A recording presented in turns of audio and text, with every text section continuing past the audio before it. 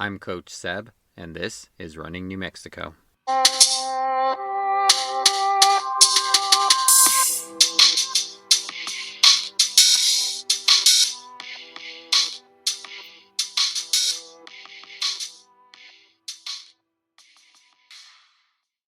All right, joining me today, I have Gabrielle Arsiaga. She is the new head coach at the University of Southwest down in Hobbs. She is a Hobbs graduate and also a graduate of the University of Southwest. And I'm so excited to be talking to you today. So thanks for joining me. Oh, you're welcome. So, my first question is, how did you get into running? It's actually kind of a funny story. Whenever I was younger, my dad was traditionally a distance runner. He ran marathons, half marathons, 5Ks, the works. And, I grew up seeing him racing.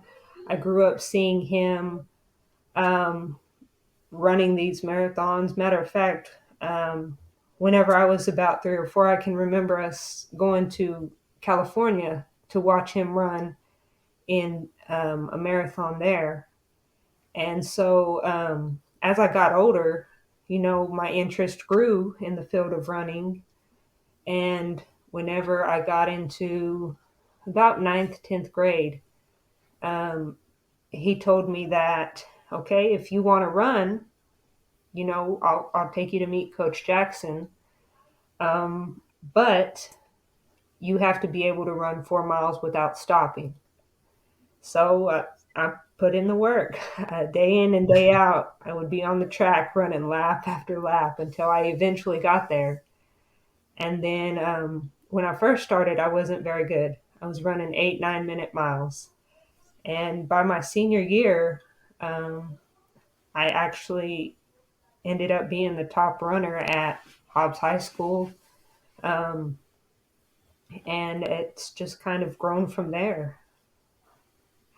Well, that's fantastic. It sounds like your dad had a positive influence on that running for sure. He did. I can remember many times him taking me with him while he's going on a run, and I'm just out there just watching him in awe.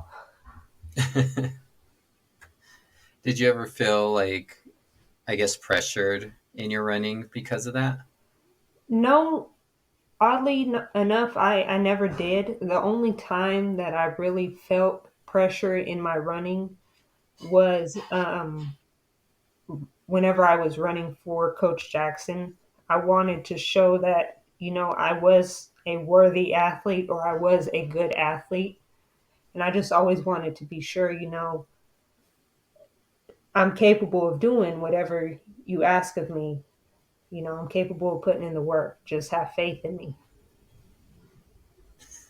You talked about not being, very good when you started 8, 9 minute miles. And there's, plenty of people who would love to, to run that, but, it's not as competitive, especially kind of in the high school racing. If you want to be, towards the top, was that hard for you at first? Like, okay, was that motivation, I guess, to get faster, to be able to be up with the top girls? It was motivation because I'll be honest, when I first started, I had no idea what I was getting myself into. I didn't know. I couldn't even fathom what I was doing. And I remember my first long run, coach said, "Okay, go out for an hour and run." And I looked at, my fellow teammate and I said, "We're running for an hour? Really?" And eventually, I ended up acclimating to it and getting used to, you know, being not the best runner, but seeing the top runners. I kept telling myself, okay, I'm gonna get there. I'm gonna push myself. Eventually, I'm gonna have that top spot on varsity. I'm gonna do whatever it takes to get there. As I mentioned before, you're now the head coach at the University of Southwest. You just got that position, and you graduated from there. What does it mean to like? I mean, you ran there. What does it mean to go to be able to coach at a place that you ran at? I think it's a full circle for me, in the sense that, you know, I've always I've always thought, it would be kind of cool to help coach here. I never envisioned myself being the head coach. I always just thought I'd be an assistant or something along those lines. I never fully saw myself becoming the head coach. But now that I am, it's like someone finally sees my potential, or they see potential in me. And I hope that continues, down the road, that these athletes who are coming in, they at least give me a chance to push them and get them to their goals or their dreams or whatever they want to accomplish in the sport of running. That's a great motto, I think. Yes. Did you before you ran for them? Did you think that running in college was something that you could do?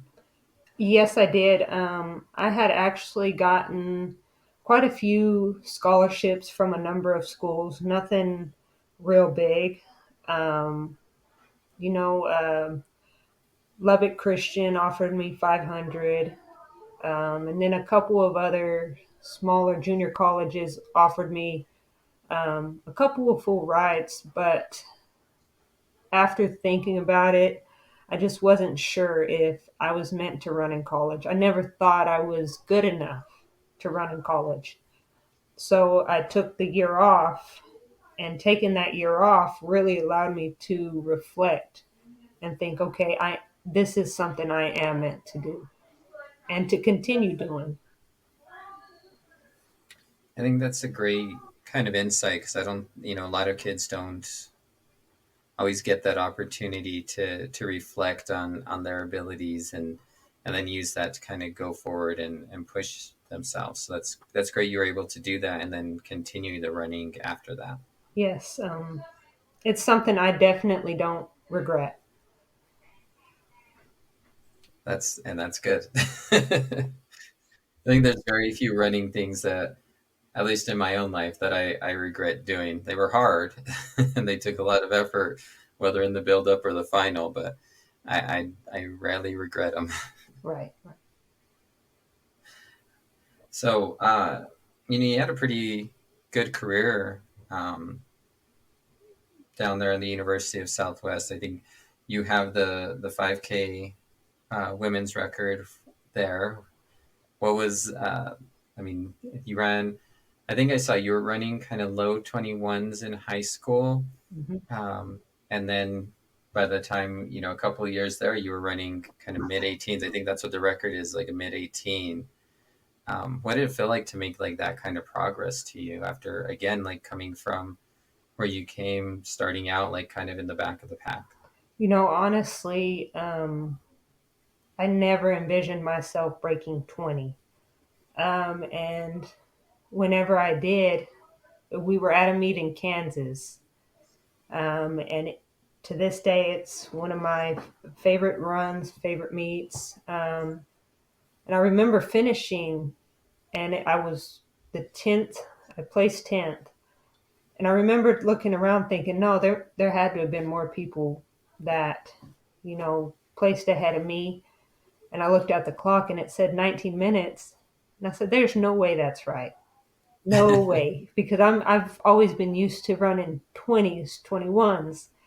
And I double took at the clock and thought, man, I really ran a 19. And I was on cloud nine that whole day. You could have told me the worst news possible, and it wasn't going to change how I felt. It was just, it really showed me that if you continue to put the work in this sport, it will pay off in the end. It just takes time, and it takes patience and dedication.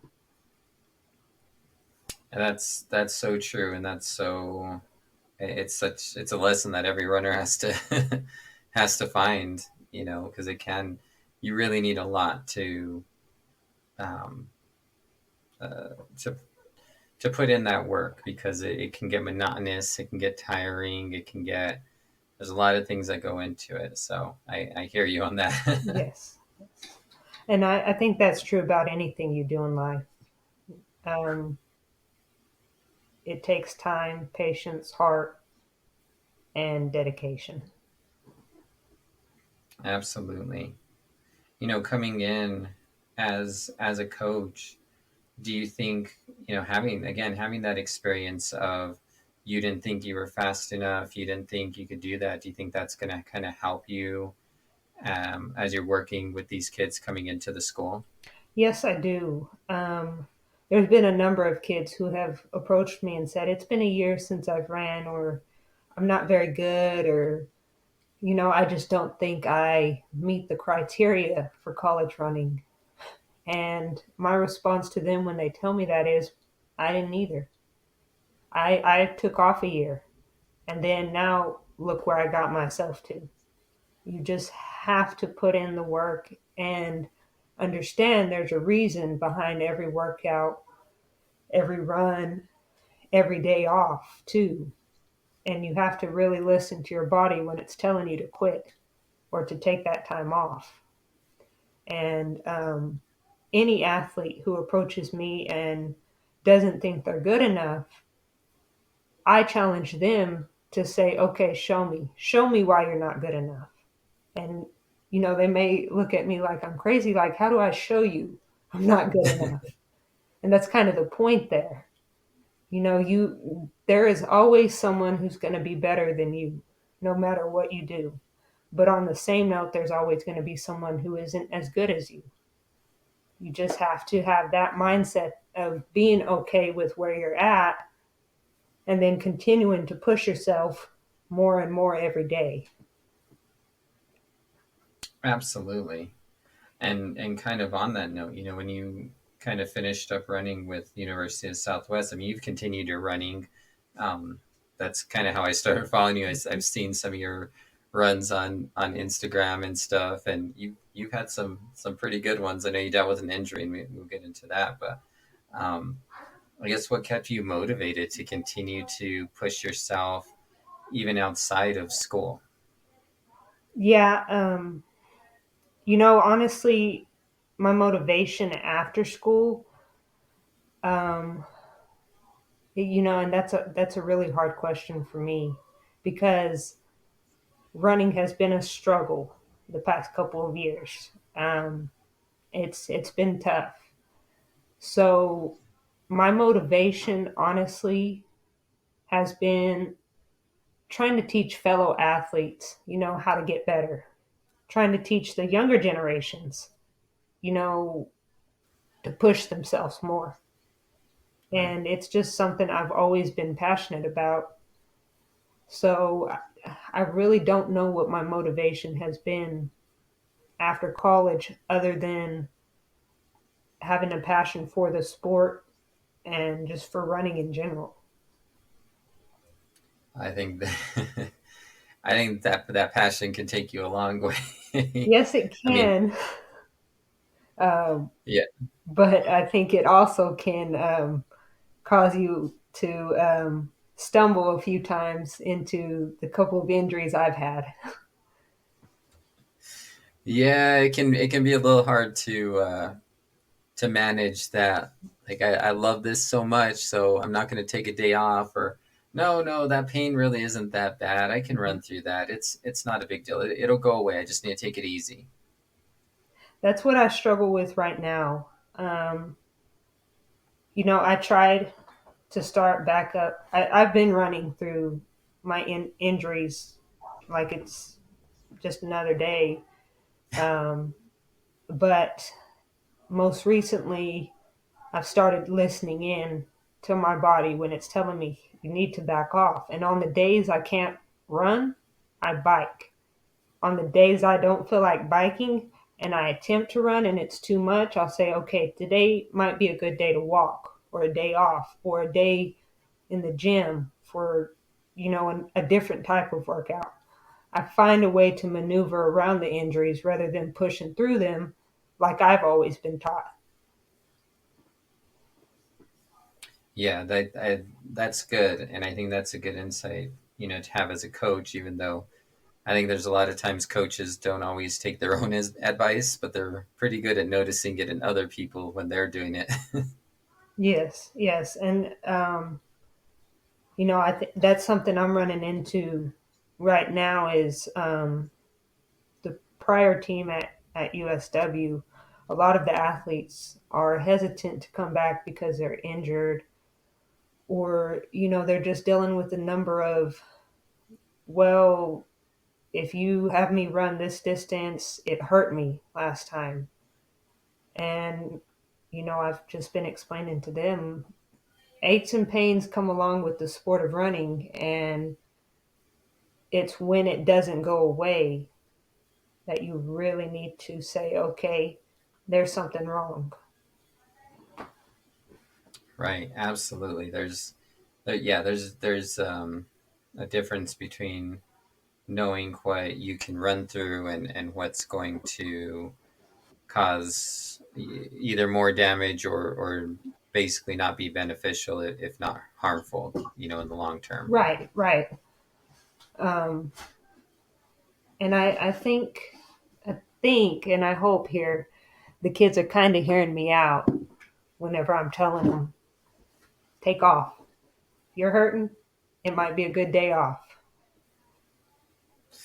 Yeah, and you got to hear that from a coach. It's hard to, again, when it's just yourself and you're passionate about it, it's hard to be like, oh yeah, this isn't going to hurt me, Hmm. but you want to keep on going. So hearing it from someone else, a coach, especially, is helpful to make sure that you're taking that step back. Right, right.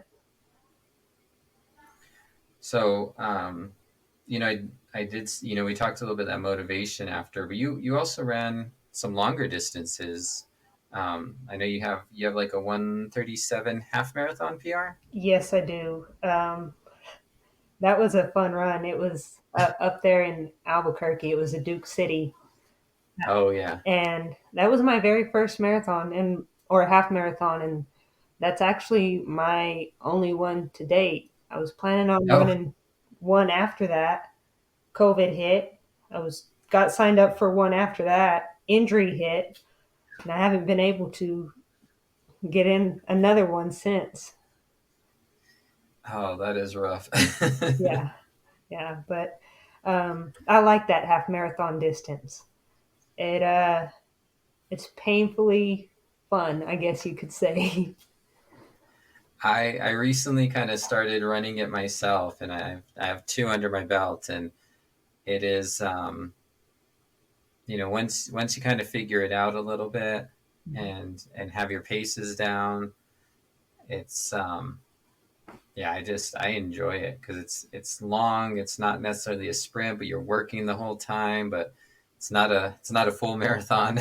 Yeah, and funny story is whenever I went into that half, my logic was I hadn't trained for it. I hadn't done anything leading up to it. My logic was okay, if I can run 11 miles, I can run a half marathon. I was training 11 miles at roughly about a 6:57 minute pace. So I signed up for the Duke City, which was 3 days, mind you, after I had ran those 11 miles. And I was not prepared for what I put myself through. It was, Oh yeah, my first one was, actually just this or official one. I've actually did a 15-mile race before, but I did the Loveless half marathon, and I'd had some longer runs, but not recently, and I had some time off for a family vacation, and yeah, those first 6, 7, 8 miles were great. They were fantastic, and then yep. after that, not so much. Yeah, it's like as soon as you hit that ninth, 10th mile, you hit a wall. At least that's what it was like for me. And then by that last mile, I was dragging back to the finish line. I told myself, don't walk, Don't stop. Just if you are slow running, at least you're still running. And Yeah. man, that last mile was tough, really tough. I will. At least my second one got better. So with some extra training, I'm sure when you're healthy and you get that next one under the belt, it'll be good.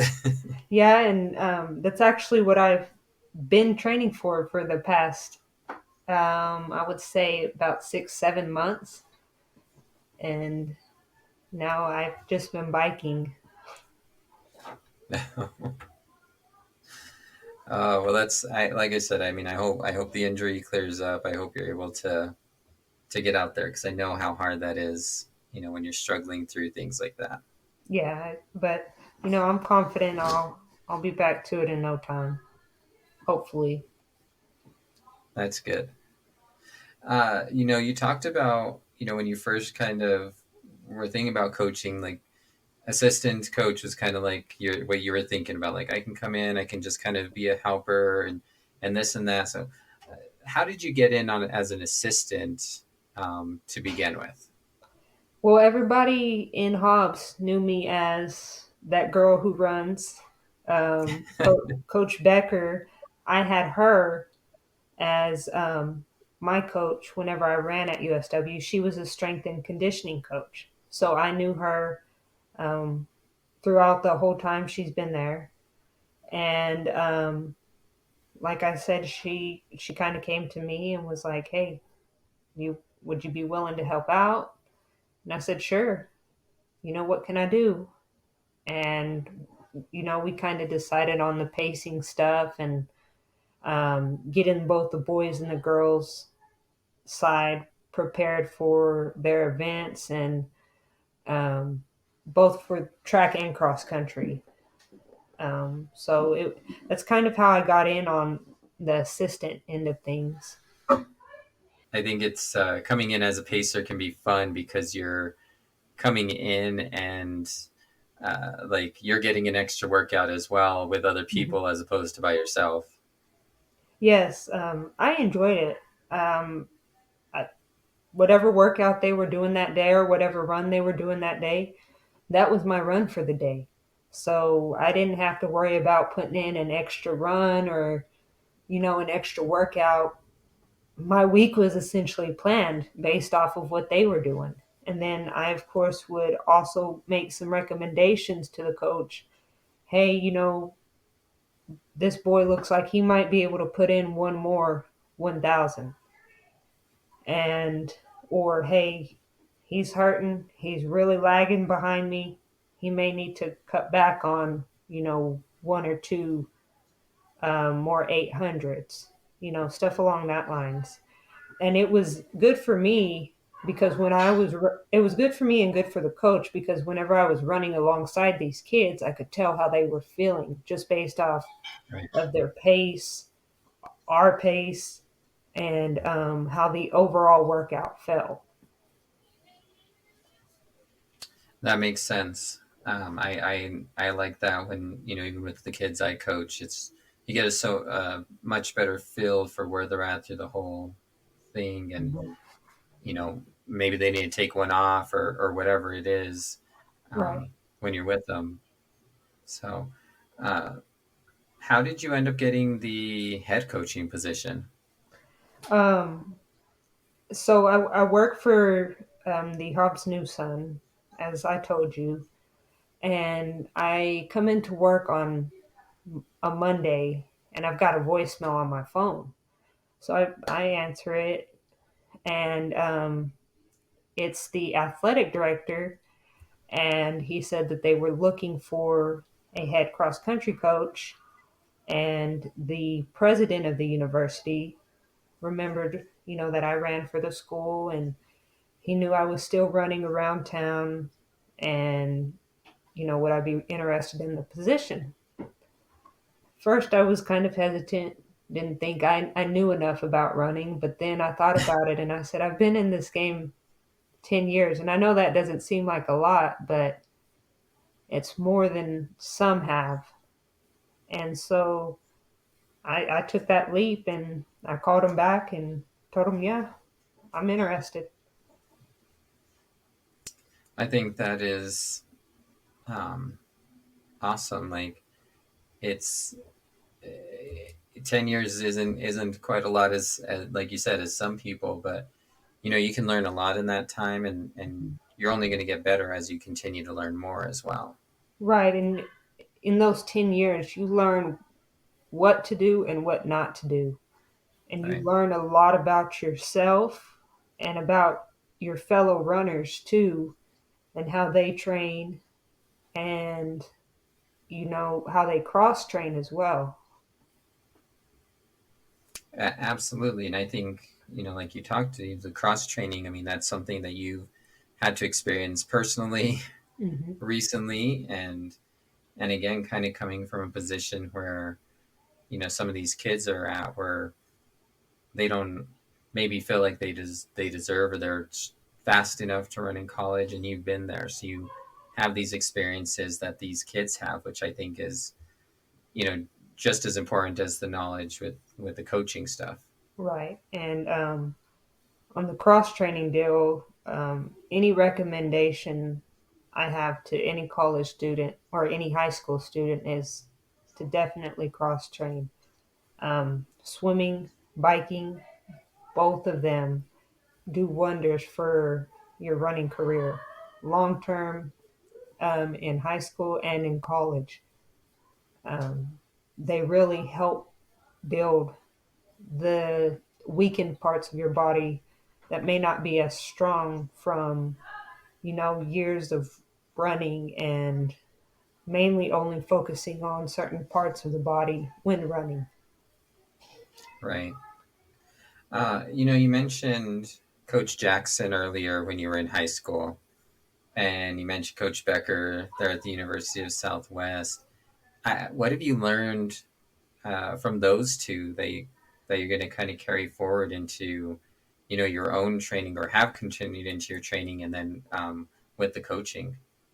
Honestly, I learned something from three coaches I've had in my career: Coach Cavalunas, Coach Jackson, and Coach Becker. Coach Cavalunas and Coach Becker were my college coaches, and both of them taught me, Coach Becker taught me how to stay strong, strength wise, lifting, building up parts of my body that weren't ever worked in the way that you do in a gym. She taught me weights in general, which is something that Coach Jackson didn't really do as much. Coach Cavalunas taught me a different approach to running, and that approach is timed runs rather than distance. Coach Jackson brought us up on distance runs. Coach Cavalunas preached time, which I think time is a little bit better for an athlete who is just coming into a um, a program and really may not know much about it. And then Coach Jackson, boy, I owe him a lot. He's taught me so much. In shoot, I've known him since I was 3 or 4 years old. He and my dad grew up running together. Um, he taught my dad everything he knows. So, Coach Jackson, I can't even begin to name everything he's taught me.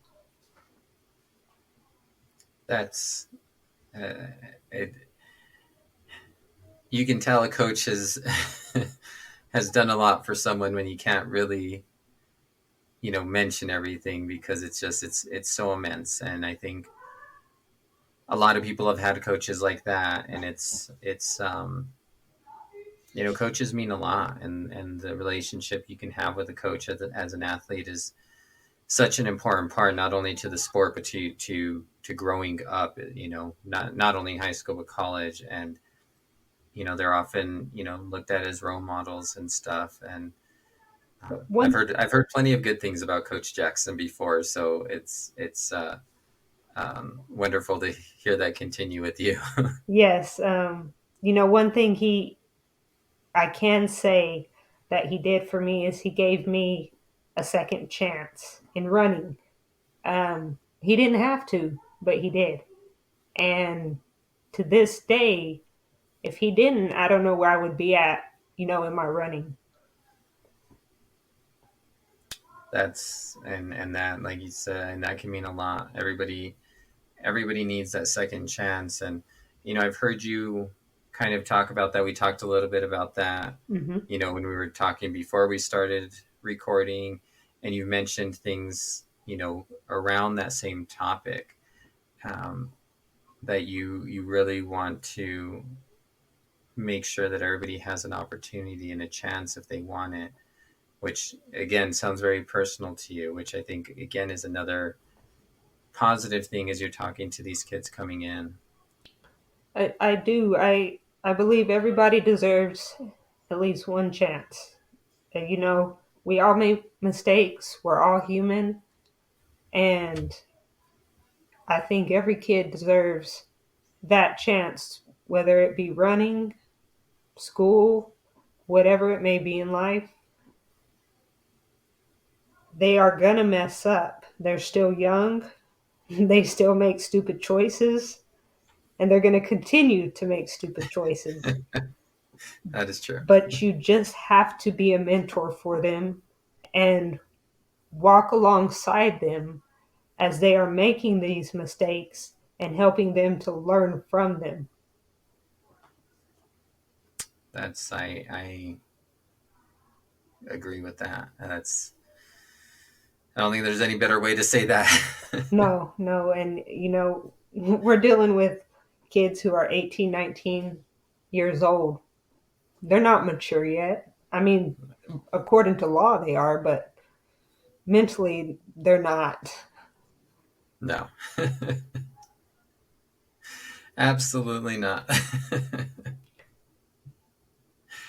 They think they are sometimes, but Yes, I know.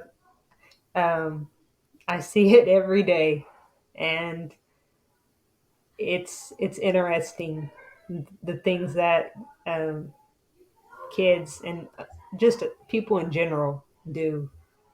Um, I'm the cops courts reporter, and the things people get arrested for, I couldn't even anything you can think of. That's I'm sure. I it's been done. and we mentioned that as well. So you're recently hired as the head coach, Hmm. um, but you also work for the Hobbs News Sun. Yes, Um, you told me you write for a magazine here in Albuquerque. yes. They are actually in the process of changing the name. Um, so I don't know the name that they've changed it to now. Um, but whenever they hired me, um, my understanding is their name at the time was the Statewide Focus magazine. Okay. Um, so I don't know if they're planning on keeping that or not, but they basically have me writing up just stories from around the Hobbs area because they Well, try to cover the whole state of New Mexico. that's great. So are you an English major then? No, I'm not. I'm a psychology major. I'm just really good at writing. Well, that's funny. I mean, that's cool, but that's kind of funny. I just assumed you would have been an English major. No, I've always been good at writing, but I took more to wanting to understand how the mind works, why people do the things they do, and kind of helping to curve people down a different path. Um, but sometimes life takes us down a different road, and now I'm here, and I'm grateful for it.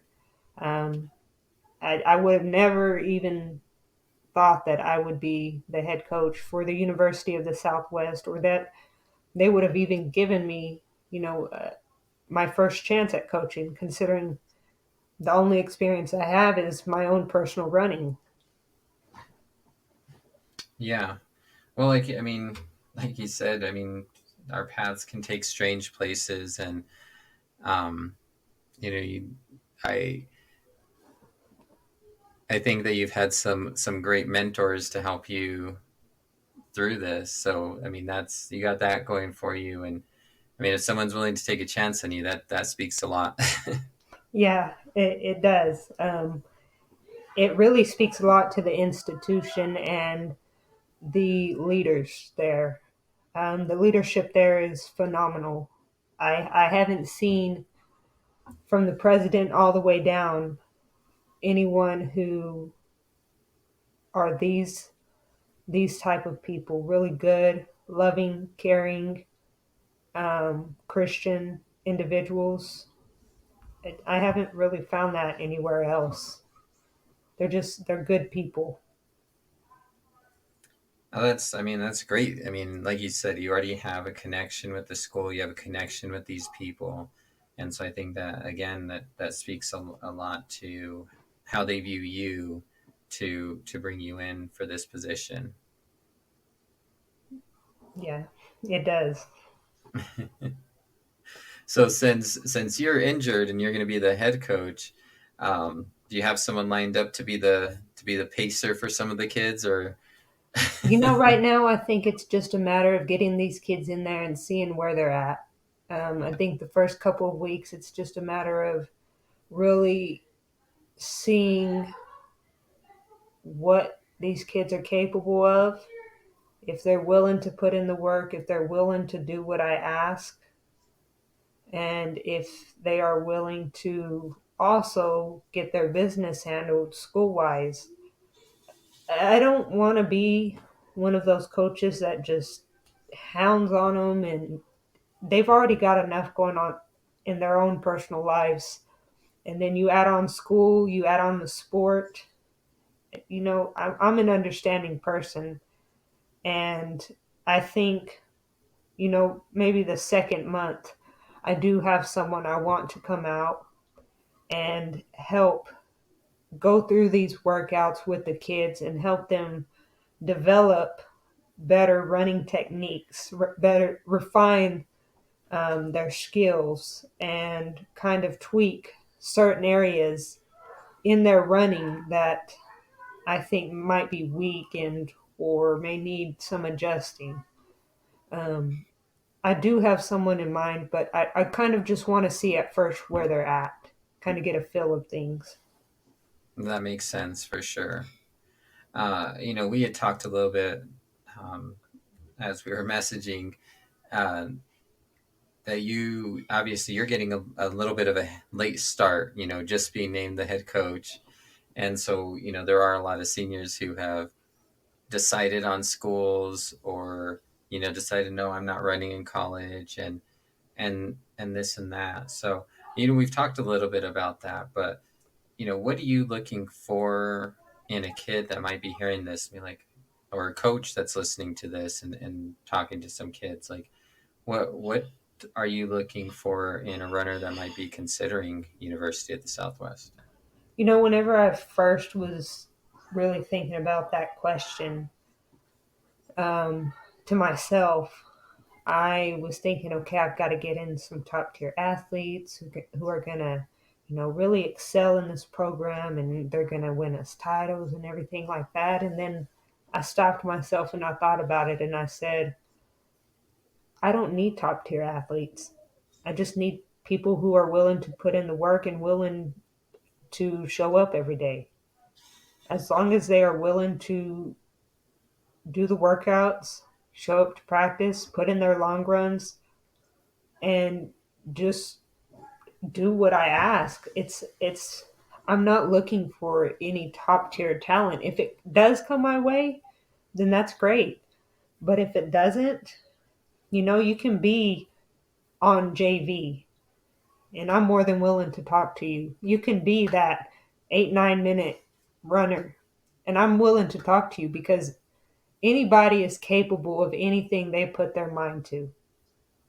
It's just a matter of going through the motions and doing what it takes. Um, to the coaches and potential athletes out there, I'm willing to talk to anyone that they may have.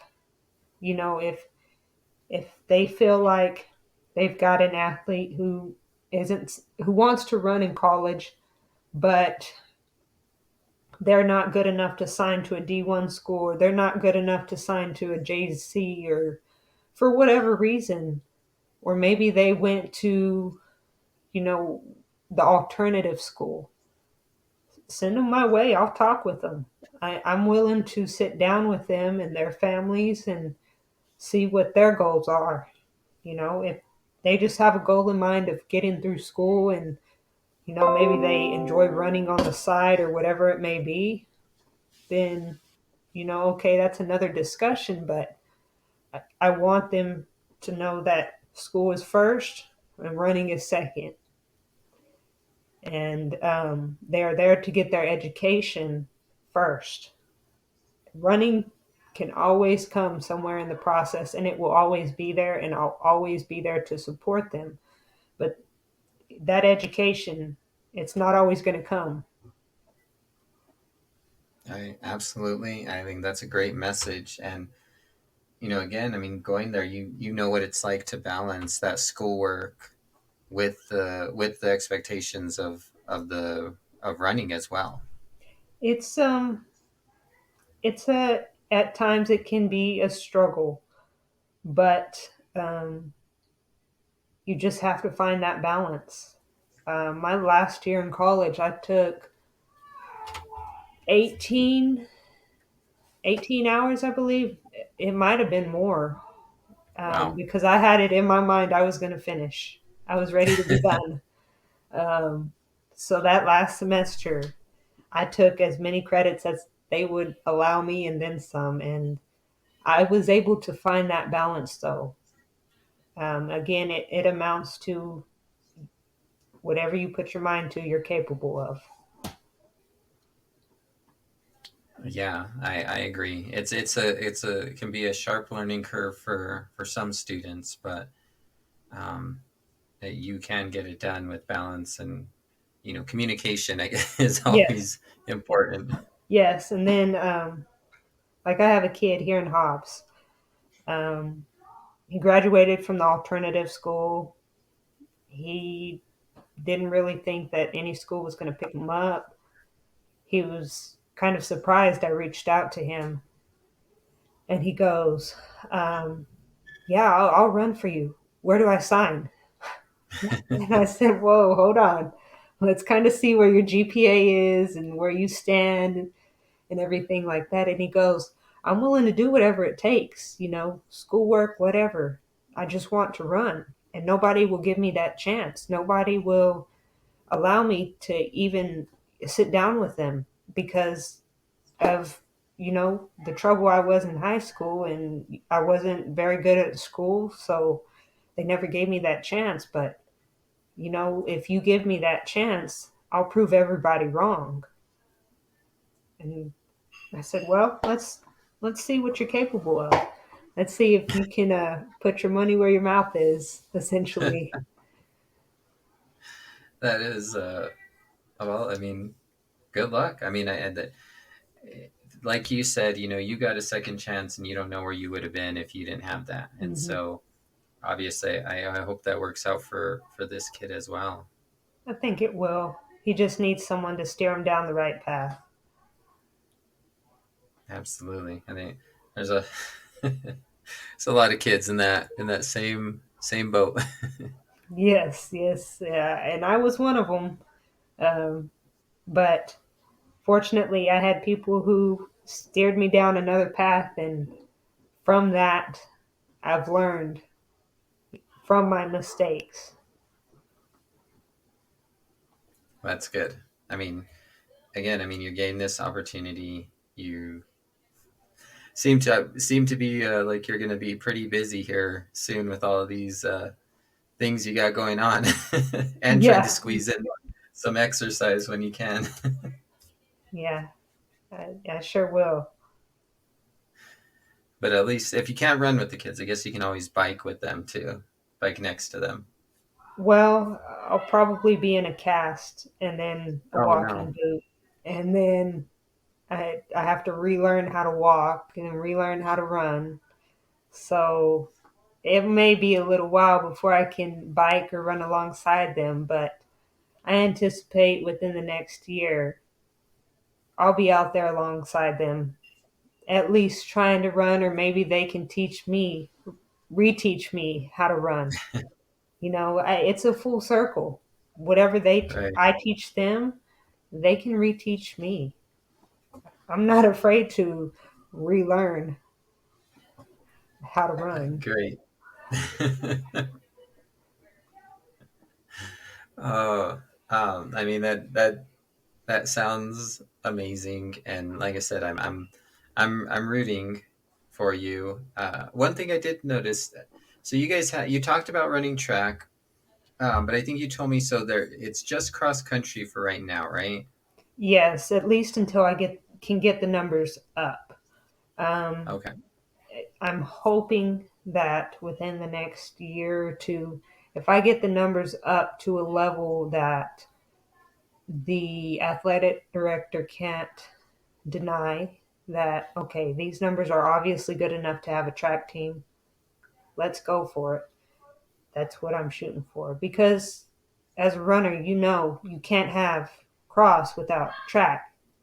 It's just, it's a full circle. That's how you become a good runner.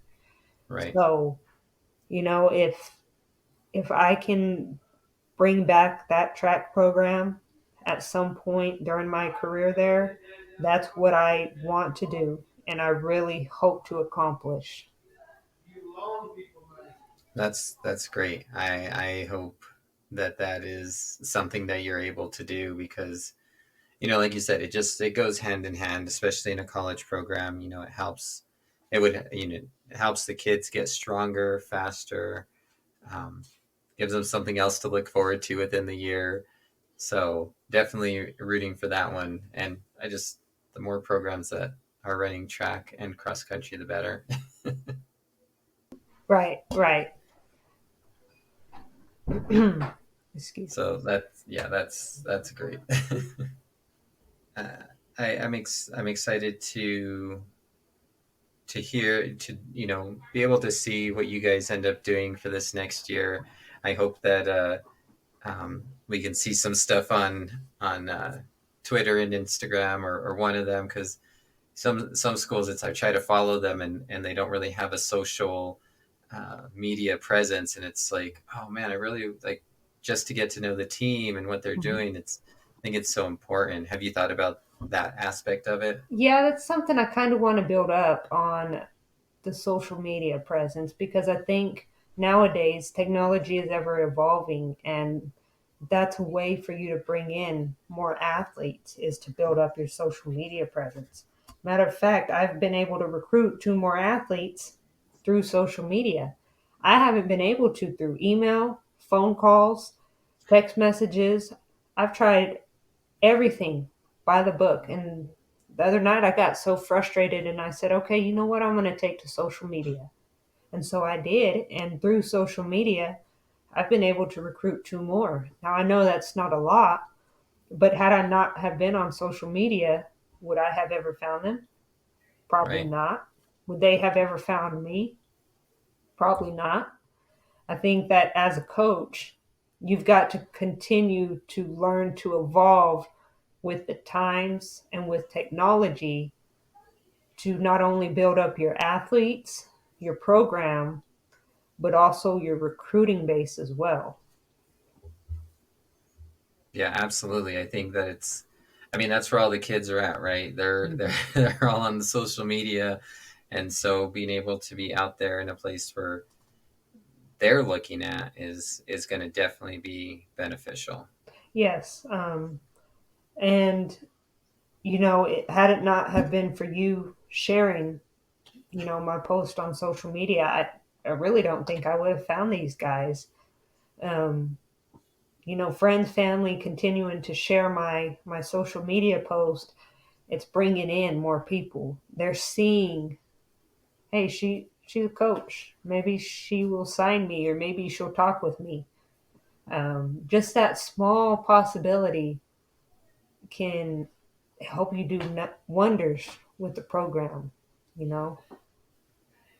Absolutely. And like I've told you, I mean, I want as many options for kids to continue running as possible. And, whether it's D1, D2, JUCO, NAIA, like whatever level they can get to, and it's something they want to do, I'm all for it. So, as many schools as we have in the state doing it, I'm happy to share. Yeah. Well, thank you. I really appreciate it. I can't thank my friends, family, social media followers enough, because you guys have really allowed me to get the word out there and hopefully continue to spread the word and bring potential athletes into USW. Awesome. I think that's a great message. I think that's a great spot to kind of wrap up.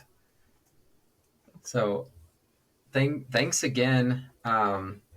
Just finish up with the last question I ask everybody, and that's, what are you listening to kind of get you pumped, get you motivated, get you going for a bike ride or a run?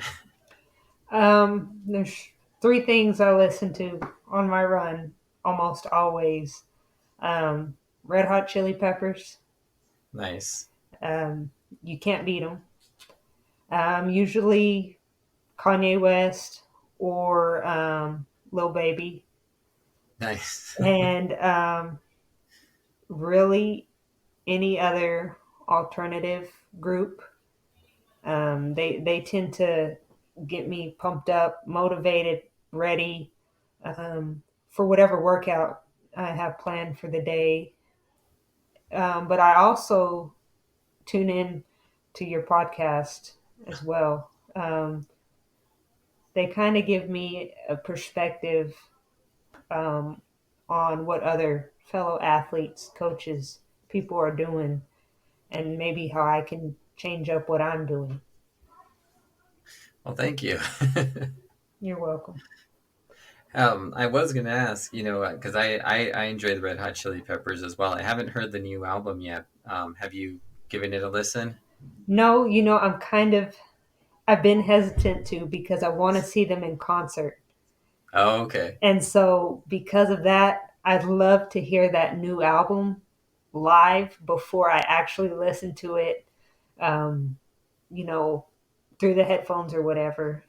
I think there's a huge difference between them playing live and what you hear in your headphones. Oh, absolutely. I love the access to music that we have, and just being able to put on music anywhere. But yeah, it's a different experience being able to see it live and feel the energy. Right, right. And, as old as they are, they can still rock out. That is true. That is very true. Well, like I said, thank you again so much for joining. I appreciate you taking the time to talk with me. And is there anything else you'd like to say before I let you go?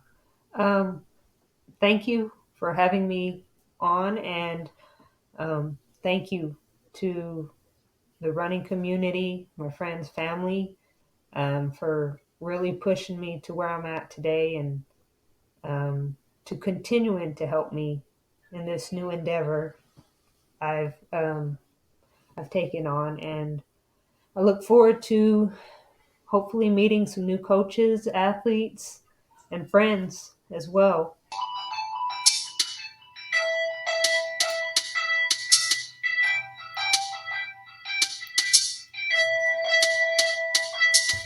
I'd once again like to thank my guest for their time, and thank you for tuning in.